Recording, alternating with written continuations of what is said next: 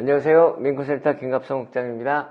오늘은 지난주에 저희들이 그 한인사회에서 기념을 할 두 가지 큰 날이 있었죠. 그래서 그것에 대해서 오늘 좀 역사 이야기를 좀 해보려고 합니다. 지난 13일이 미주 한인의 날이었습니다. 그 다음에 16일은 마틴 루터킹 탄생 기념일이었는데요. 그러니까 마틴 루터킹 탄생일은 15일인데 그 주 이제 월요일 날을 공휴일로 하기 때문에 16일이 이제 마틴 루터킹 주니어 탄생 기념일로 저희들 연방 공휴일로 이렇게 지난주를 보냈는데요. 이 두 날이 아주 긴밀한 관계가 있습니다. 그걸 이제 뭐 많은 분들도 아시겠지만 그래서 다시 한번 확인하는 차원에서 이 두 날이 가진 서로 관계에 대해서 설명하면서 우리 미주 한인 사회의 오늘 그리고 내일을 한번 좀 짚어보도록 하겠습니다. 일단 13일이 미주 한인의 날로 정해진 이유는 1903년 약 102명의 그 한인들을 태운 배가 하와이에 와 닿았습니다. 이유는 이 하와이 사탕수수 밭에서 노동자로 일을 하기 위해서 미국의 이제 농장주들이 이제 데리고 온 건데요. 그래서 1903년부터 1905년까지 거의 7천여 한인들이 계약직 노동자로 이제 하와이에 도착을 하게 됩니다. 근데 왜 한인들이 이렇게 오게 됐는지 그거는 큰 이유가 1882년에 미국 정부에서 중국인 배제법이라는 걸 만들어요. Chinese Exclusion Act라고. 그래서 중국인들을 이렇게 노동자로 더 이상 데리고 오지 못하도록 하는 그런 법을 만들었습니다. 그것 때문에 이 하와이 농장주들이, 사탕수수밭 농장주들이 더 이상 아시아에서 중국에서 인력을 데리고 올 수 없으니까 다른 나라를 이제 아시아에서 찾은 거죠. 그래서 한국을 찾아서 한국에서 데려오게 된 겁니다. 그래서 이 1월 13일 갤리코라는 배를 타고 미국에 도착한 이 날을 기념하기 위해서 이제 미주 한인의 날이 생긴 거죠. 근데 참 아이러니하게도 중국인들을 못 오게 하는 바람에 이 한인들이 올 수 있게 된 건데, 근데 이후에 1924년도가 되니까 아예 아시안들의 미국 이민을 아예 금지해 버립니다. 미국 정부에서. 그러니까 이때까지만 해도 그때 상황을 보면 흑인을 비롯해서 아시안 등 유색 인종들은 사실 미국에서 이 인권 보호를 전혀 받지 못하는, 거의 사람 취급을 받지 못하는 그런 상황이었던 겁니다. 그래서 1924년도에 결국에 이제 중국인도 마찬가지고 우리 한인들도 마찬가지고 아시안들을 노동력이 필요해서 계속 데리고는 오는데 이게 또 너무 많아진다 싶으니까 중단시키는 거예요. 그래서 1924년에 이민법이 새로 만들어지면서 유럽의 백인 위주, 백인 우선으로 이민을 받아들이기 시작해요. 그래서 이제 한인들도 또 미국에 오는 길이 꽉 막혔고요. 그리고 1952년까지는 그 전에서부터 미국에 살던 아시안들은 시민권도 받지 못했습니다. 그러니까 인권, 민권 전혀 없던 그런 시절이었던 거죠. 그래서 이렇게 이민법이 철저하게 미국 사회에 뿌리 깊은 인종주의, 인종차별주의에 바탕을 두고 시행이 되는 가운데 이제 한 30여 년이 흐르고 미국에서 흑인 민권운동이 본격적으로 일어납니다. 그리고 그것을 흑인 민권운동을 이끌었던 사람 중 한 명이 마틴 루터 킹 목사였던 거죠. 그래서 이 거세게 민권운동이 일어나면서 결국 미국 정부가 굴복을 하고 1964년도에 민권법이라는 걸 만듭니다. 그래서 인종, 민족, 출신 국가, 그리고 여성들의 차별을 이제 막는 법을 만들고 1965년에는 또다시 기념비적인 투표 차별을 막는 선거권법도 만들어집니다.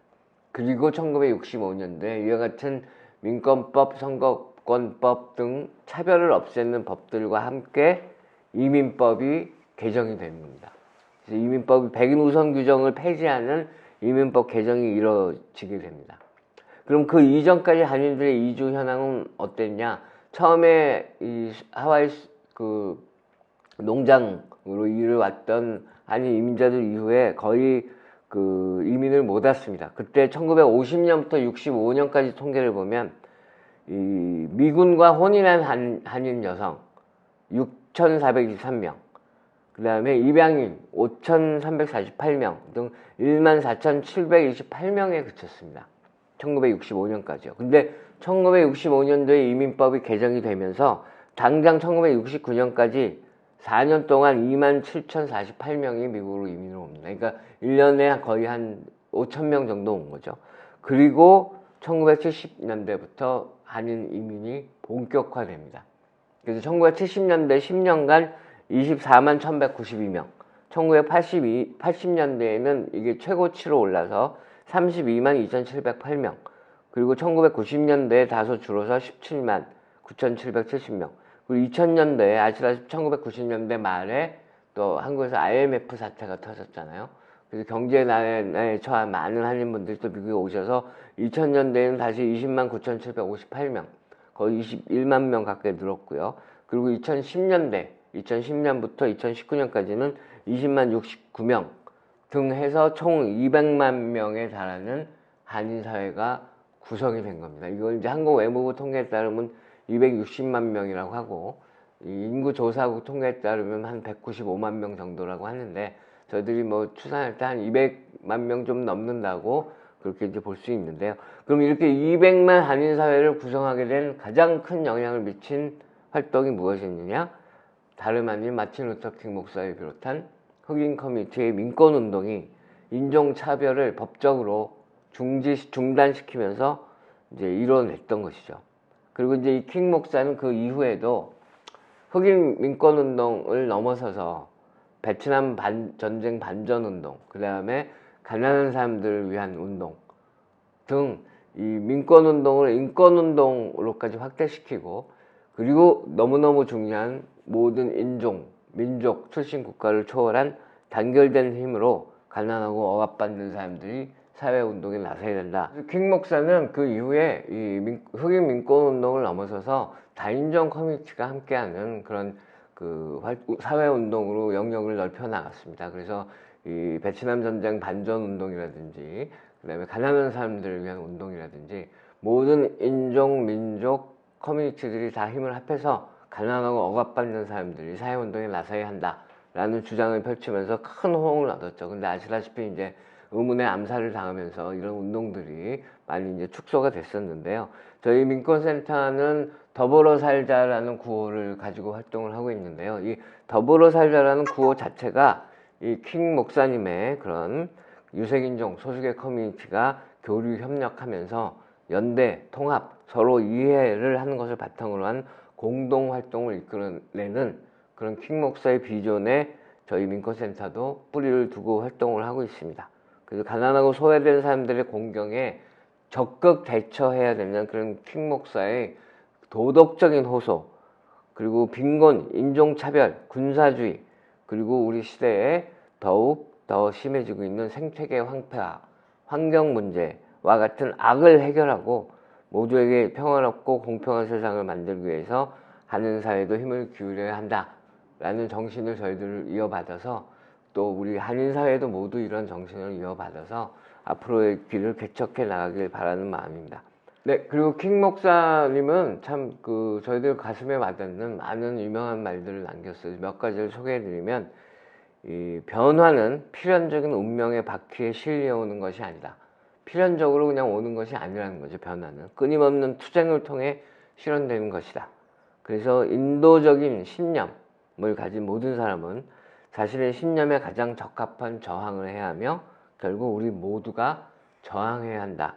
이런 말도 남겼고요. 또 하나는 또 가난한 사람들을 위한 힘은 이 나라의 권력이, 이 국가의 권력이 거부하고 싶지만 받아들이도록 만드는 능력, 연대, 단호함, 적극성을 갖는 것이라고 이런 말씀도 했습니다. 그래서 끝으로 저희들이 한 가지 말씀드리고 싶은 이슈가, 지금 현재 중남미에서 타이틀 42라고 중남미에서 넘어오는 이민자들이 난민 신청 권리를 얻지 못하고 즉각 추방되는 그런 정책이 시행되고 있습니다. 그래서 비록 그곳에는 거의 대부분이 라틴계 이주자들이 그것에 이제 영향을 받고 있는데요.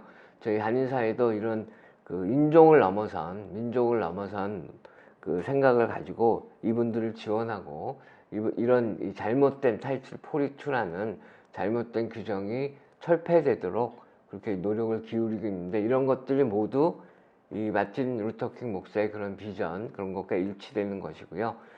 다시 한번 정리를 해드리자면, 미주 한인의 날이 13일, 마틴 루터킹 데이가 16일인데요. 이 두 날은 이렇게 밀접한 관련이 있습니다. 미주 한인 사회가 형성되기 위해서는 마틴 루터킹 목사를 비롯한 흑인 민권운동이 피를 흘렸기 때문에 가능했던 일이고요. 그래서 지금도 우리 한인 사회와 여러 흑인을 비롯 여러 민족 커뮤니티들이 이런 마틴 루터킹 목사의 뜻을 이어받아서 이 사회운동을 펼치고 보다 나은 미래를 위해서 열심히 활동해 나가야 되는 것입니다. 한인 이민 역사가 올해로 120년을 맞았습니다. 그래서 이 120년을 맞은 우리 그 한인 사회는 많이 얘기 들으셨잖아요. 사탕수수밭에서 일하는 그 우리 노동자 한인 선조들이 거의 번 돈을 모두 다 모아서 독립군 활동에 쓰라고 한국에 보내고, 이런 그 일들이 그 저희들이 참 본받을 만한 일이고, 동시에 또 마틴 루터킹 목사의 이런 민권운동 역시 우리가 본받아야 되고, 그래서 이런 두 가지 정신들을 우리가 본받아서 실천을 이어가는 그런 움직임이 한인 사회에 더욱 멀리 더욱 넓게 번져 나갔으면 하는 바람입니다. 예, 오늘 방송 여기서 마치겠습니다. 고맙습니다.